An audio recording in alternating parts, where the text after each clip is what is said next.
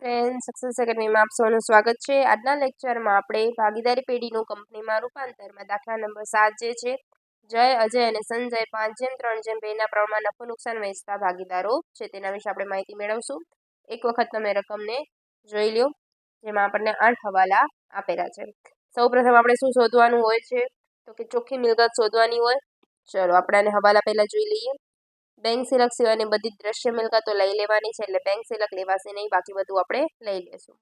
વનિતાની loan 10% પ્રીમિયમે ચૂકવવા અને 10 રૂપિયાની દાશની કિંમતના કુંદન લિમિટેડ 12% પ્રેફરન્સ શેર આપવામાં આવે છે.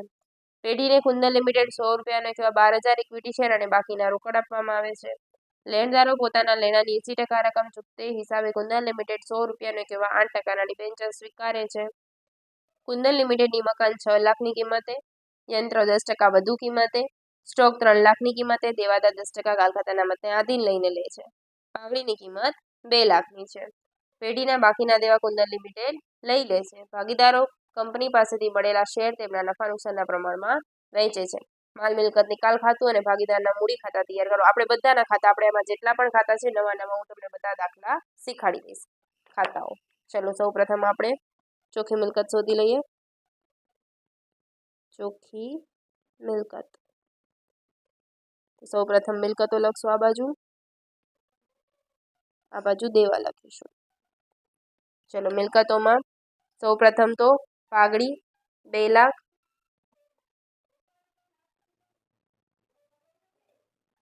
ત્યારબાદ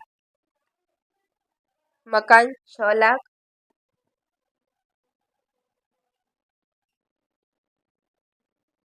ત્યારબાદ યંત્રો 10% વધુ કિંમતે, તો યંત્રો આપણા કેટલાના છે? 4 લાખ. 4 લાખમાં 10% એડ કરીએ એટલે 40,000, એટલે 4 લાખ ને 40,000.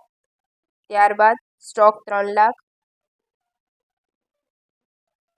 સ્ટોક 3 લાખ. ત્યારબાદ દેવાદાર કેટલાના છે? 2,25,000, એમાંથી 10% માઇનસ કરી દઈએ એટલે કેટલા આવશે? 2,25,000. ક્લિયર? ચલો દેવાદાર. પછી બેંક સિલક છે. બેંક સિલક આપણે ધ્યાનમાં લેતા નથી. ચલો દેવા બાજુ, તો કે વનિતાની લોન નહીં આવે, કેમ કે એ ચૂકવી દેવામાં આવે છે. નફા નુકસાન ખાતું પણ ના આવે, કારીગર અકસ્માત વળતર ફંડ પણ ના આવે, ખર્ચા ચૂકવવાના બાકી,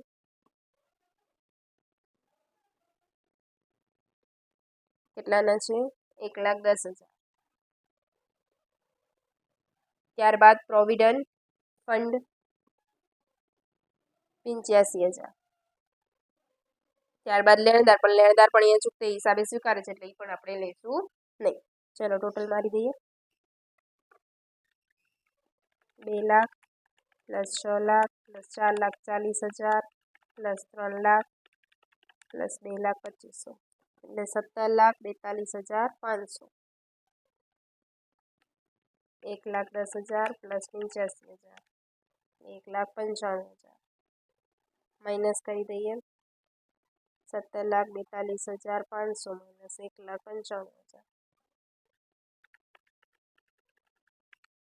એટલે કેટલા આવશે? 15,47,500. આ શું મળ્યું આપણને? ચોખ્ખી મિલકત. હવે આપણે ખરીદ કિંમત કરીએ. ખરીદ કિંમત, ચલો ખરીદ કિંમત માટે આપણને શું શું કીધું હતું જોઈ લઈએ આપણે.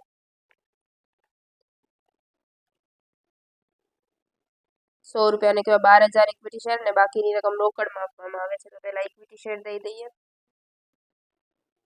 ઇક્વિટી શેર 12,000 ગુણ્યા 100. ત્યારબાદ બીજી કોઈ વસ્તુ નથી. ત્યારબાદ અહીંયા આપણને શું કીધું છે? પ્રેફરન્સ શેર આપે છે. વનિતાની લોન 10% પ્રીમિયમે ચૂકવવા 10 રૂપિયાની દાશની કિંમત કુંદન લિમિટેડના 12%ના પ્રેફરન્સ શેર આપવામાં આવે છે. તો વનિતાની લોન કેટલાની છે? 1,60,000. ચલો એને પ્રેફરન્સ શેરમાં દઈ દઈએ. પ્રેફરન્સ શેર, તો કે 1,60,000 છે અને 10% પ્રીમિયમ છે, તો પ્લસ કરી નાખીએ 10% પ્રીમિયમ, કેમ કે એનું પ્રીમિયમ આમાં પ્લસ કરીને લખશું. ત્યારબાદ શું કીધું હતું એણે? લેણદારો પોતાના લેણાની 80% રકમ ચૂકતે હિસાબે અને 100 રૂપિયાને કેવા 8%ના ડિબેન્ચર સ્વીકારે છે. શું દે છે? ડિબેન્ચર. તો ડિબેન્ચર કેટલાના છે ચેક કરીએ આપણે. લેણદારો 1,90,000ના છે, એમાંથી 80% રકમ લેણદાર લે છે અને બાકીના 20% કોણ દે છે? ડિબેન્ચર દે છે. તો કે 1,90,000 એમાંથી 20% માઇનસ કરી દઈએ, કેમ કે આપણને 80% તો એ રાખે છે લેણદાર, 20% જ આના ડિબેન્ચરના થશે અને આમાં 10%ના પ્રીમિયમ હતી, પ્રીમિયમ હોય તો પ્લસ થાય. તો વનિતાની લોન હતી 1,60,000, એમાં પ્લસ કર્યું એટલે પ્રેફરન્સ, ને બાકીની શું આવશે? રોકડ. રોકડ આપણે શોધવાની છે. ટોટલ આપણી પાસે છે કેટલું છે? 15,47,500. ચલો કરી નાખીએ. 12,000 ગુણ્યા 100 એટલે કેટલા આવશે? 12,00,000. ત્યારબાદ 1,60,000 પ્લસ 10% એટલે 1,76,000. ત્યારબાદ 1,90,000 માઇનસ 20% એટલે 1,52,000.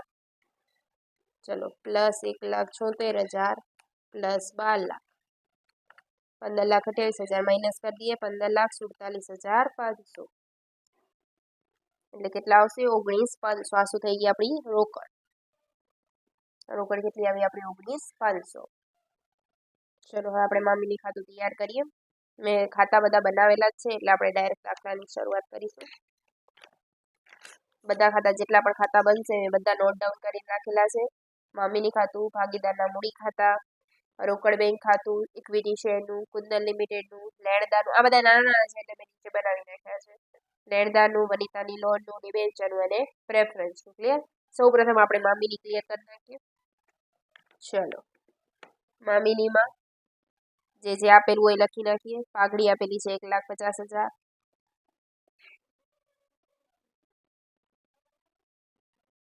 ત્યારબાદ મકાન 4,95,000.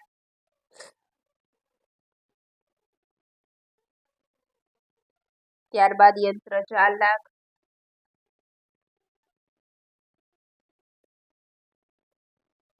ત્યારબાદ સ્ટોક 3,30,000.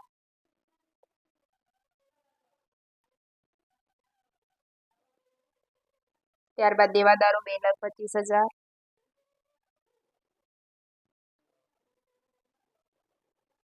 બેંક સિલક આપણને લેવાની કીધી નથી એટલે આપણે લેતા નથી, આપણને ના પાડી હતી એના માટે. ચલો ત્યારબાદ જમા સાઈડ કઈ કઈ વસ્તુ આવશે? તો કે વનિતાની લોન નથી આવતી, નફા નુકસાન ખાતું પણ ના આવે, કારીગર અકસ્માત વળતર પણ ના આવે, ખર્ચા ચૂકવવાના બાકી લખી નાખીએ. ખર્ચા ચૂકવવાના બાકી કેટલાના છે? 1,10,000. ત્યારબાદ પ્રોવિડન્ટ ફંડ 85,000. ત્યારબાદ લેણદાર. હવે લેણદારમાં કયા લખાશે?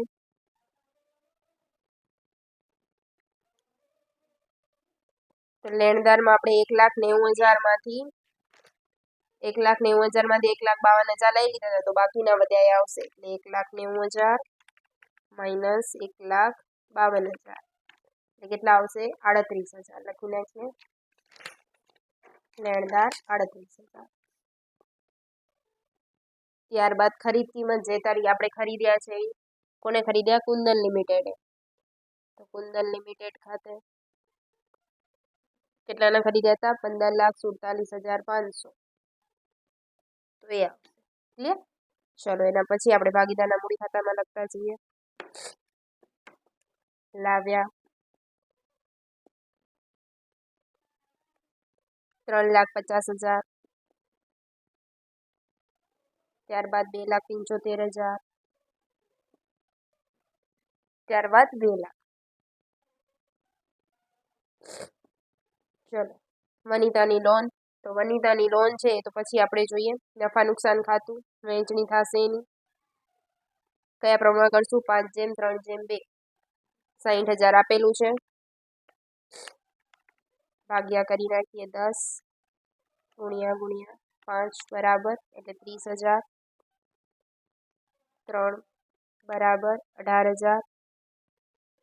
2 બરાબર 12,000. ક્લિયર? આપણી થઈ ગઈ વહેંચણી. ત્યારબાદ કારીગર અકસ્માત વળતર આપણને આપેલું છે તો એની પણ વહેંચણી થશે. અકસ્માત વળતર ફંડ 2,20,000 આપેલ છે. 5 બરાબર એટલે 1,10,000, 3 બરાબર એટલે 66,000, 2 બરાબર એટલે 44,000. ક્લિયર? આ બી થઈ ગઈ આપણી વહેંચણી. ત્યારબાદ ખર્ચા ચૂકવવાના બાકી પ્રોવિડન્ટ ફંડ અને લેણદારની તો આપણે વહેંચણી ઓલરેડી કરી દીધેલી છે. હવે વાત રહી ઇક્વિટી શેરની. આપણને કીધેલું હતું અહીંયા આપણે એના બદલામાં અહીંયા આપણને કીધેલું હતું કે એની પાસે જે શેર છે તેમના નફા નુકસાનના પ્રમાણમાં વહેંચાશે. એના પાસે કેટલાના શેર હતા ઇક્વિટી શેર? ચેક કરો. ઇક્વિટી શેર 12 લાખના છે તો નાના પ્રમાણમાં વેચી દઈએ. ઇક્વિટી શેર 12 લાખ ભાગ્યા 10 ગુણ્યા 5 બરાબર એટલે 6 લાખ, 3 બરાબર એટલે 3,60,000, 2 બરાબર એટલે 2,40,000. એટલે આની વહેંચણી આપણે કરી નાખી ઇક્વિટી શેરની પણ આપણે. ક્લિયર? હવે ઇક્વિટીના શેરનું ખાતું છે એમાં પણ આપણે એની વહેંચણી કરતા જઈએ. ચલો ઇક્વિટી શેરનું ખાતું. તો અહીંયા આપણે જે ખરીદ્યા હતા એનું નામ લખી નાખી કુંદન લિમિટેડ, કેમ કે આપણે ખરીદેલ છે. કેટલાનું ખરીદ્યું હતું? 12 લાખ. ઇક્વિટી શેર કેટલામાં ખરીદેલ છે? 12 લાખ. હવે 3 એને દઈ દઈએ. જય ખાતે, અજય ખાતે અને સંજય ખાતે. જે આપણે વહેંચણી કરી હતી અહીંયા 6 લાખ,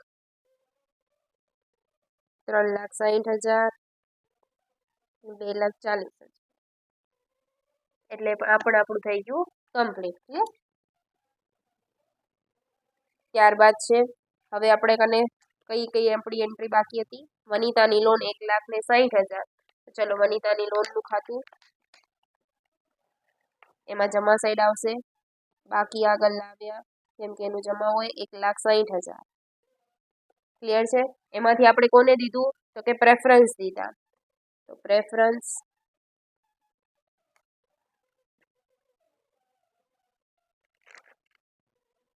છે 1,76,000.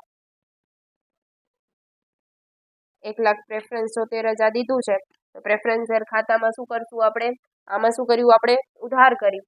તો પ્રેફરન્સ શેર ખાતામાં શું કરશું? જમા. વનિતાની લોન 1,76,000. એટલે આની પણ બે એન્ટ્રી આપણી થઈ ગઈ. ક્લિયર? ચલો ત્યારબાદ જે આપણે અહીંયાથી લીધેલું હતું, અહીંયા કુંદન લિમિટેડ ઇક્વિટી શેર લીધું છે, એવી રીતે અહીંયા પણ લખી નાખી કુંદન લિમિટેડ, કેમ કે એને પરચેસ કર્યા છે 1,76,000નું. એવી જ રીતે ડિબેન્ચર છે. તો ડિબેન્ચર પણ આપણે શું કર્યા છે? એનામાંથી પરચેસ કર્યા છે. કેટલાના કર્યા છે? દિવાળ આપણાને 1,52,000. કુંદન શેમાંથી આપણાને મળ્યા છે? લેણદારમાંથી લીધા હતા. તો લેણદાર ખાતું કરી નાખીએ. કેટલાના લીધા હતા લેણદારમાંથી? એ જ આપણા 1,52,000. તો લેણદારના ખાતામાં શું કરશું આપણે? ઉધાર. ડિબેન્ચર ખાતે 1,52,000. એની બાકી આગળ લાવ્યા કેટલાની હતી? 1,90,000. ક્લિયર? અને અહીંયા જે આપણે મામીનીમાં લખ્યા છે 38,000 યુઝ થઈ ગયા. એટલે આ પણ આપણું ખાતું થઈ ગયું ક્લોઝ. 1,90,000 આ બંનેનો સરવાળો 1,90,000. પ્રેફરન્સ શેર બી કમ્પ્લીટ. આ ખાલી એન્ટ્રી જ મારવાની હોય, બાકી આમાં કાંઈ હોતું નથી. 1,52,000 વનિતાની લોનમાં અહીંયા જે ખૂટશે આપણા 1,76 ને 1,60, તો આને કહીએ શું? મામીની. કેટલા આવશે? 1,76 માઇનસ 1,60 એટલે 16,000. અને મામીની આમાં જમા છે તો મામીનીમાં શું કરી નાખશું? અને ઉધાર કરી નાખીએ. ચલો મામીની ખાતામાં વનિતાની લોન 16,000. ક્લિયર? ચલો એટલે આ ખાતું બી આપણું થઈ ગયું ક્લોઝ. હવે કુંદન લિમિટેડનું ખાતું. તો કુંદન લિમિટેડ મામીનીમાં કેટલા દીધા હતા આપણે? તો કે 15,47,500. એમાંથી જે વસ્તુ આપણે દીધી છે બધી લખી નાખી. આમાં કઈ વસ્તુ દીધી? ઇક્વિટી, પ્રેફરન્સ, ડિબેન્ચર અને રોકડ. ઇક્વિટી કેટલાની દીધી હતી? 12 લાખ. પ્રેફરન્સ કેટલાના દીધા હતા? 1,76. ડિબેન્ચર દીધા હતા 1,52. અને રોકડ કેટલાની આવી હતી? 19,500. એટલે આ ખાતું પણ આપણું ક્લોઝ. ખાલી આજ આપણે એન્ટ્રી જ મારવાની હતી. ઓકે, ચલો હવે રોકડ બેંક ખાતું તેની બાકી આગળ લાવ્યા લખી નાખી પહેલા તો બાકી આગળ લાવ્યા કેટલાની આપેલી છે ચેક કરો 50,000 કેટલાની આપેલી છે 50,000 ક્લિયર ચલો ત્યારબાદ આપણાને અહીંયા 19,500 કુંદન લિમિટેડમાંથી પણ આવ્યા હતા 19,500 જે આપણાને લાસ્ટમાં હતા એ આપણા કને આવ્યા હતા એનું ખાતું લખી નાખ્યું ચલો હવે બીજી કોઈ એન્ટ્રી આપણી બાકી રહેતી નથી મોસ્ટ ઓફ આપણે બધી એન્ટ્રી આપણે લખી નાખી છે ક્લિયર ચલો હવે આપણે ખાતાને ક્લોઝ કરીએ સૌપ્રથમ મામીનું ખાતું બંધ કરીએ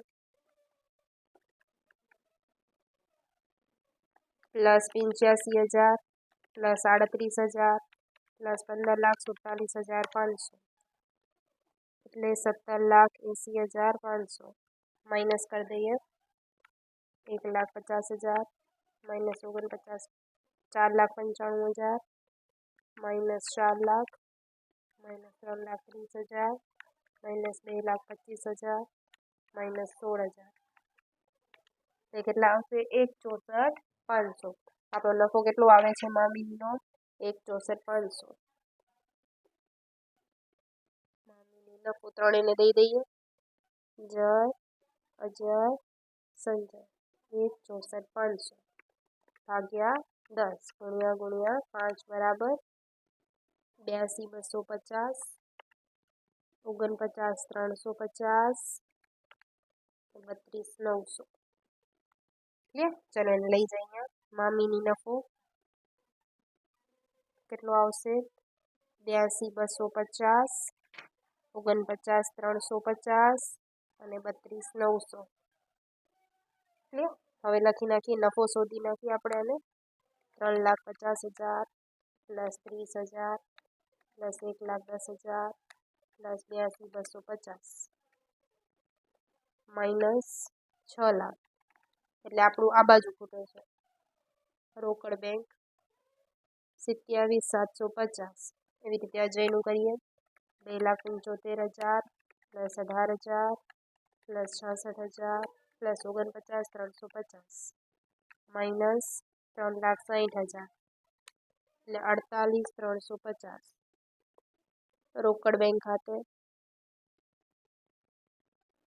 ચલો સંજયનું કરી નાખીએ 2 lakh plus 12,000 plus 44,000 plus 32,900 minus 2,40,000 એટલે 48,900 ચલો રોકડ બેંકમાં જે જમા છે ઉધાર કરશો ઉધાર છે એ જમા કરશો તો જય ઉધાર છે સોરી જમા છે એટલે ઉધાર જય ખાતે 27,750 અહીંયા આવશે અજય ખાતે 48,350 ને સંજય ખાતે 48,900 ચલો ટોટલ મારી દઈએ બંને સાઈડ પ્લસ 48,350 એટલે આવશે 97,250 માઇનસ 50,000 માઇનસ 19,500 માઇનસ 27,750 જીરો આવી જાય છે એટલે બંને સાઈડ સરખું છે ક્લિયર રોકડ બેંક ખાતું પણ ક્લિયર થઈ ગયું બધા ખાતાઓને તમે એક વખત જોઈ શકો છો અને પહેલાનો વિડીયો ના જોયો તો પ્લીઝ પહેલાં તે ચેક કરો ત્યારબાદ આ વિડીયો પર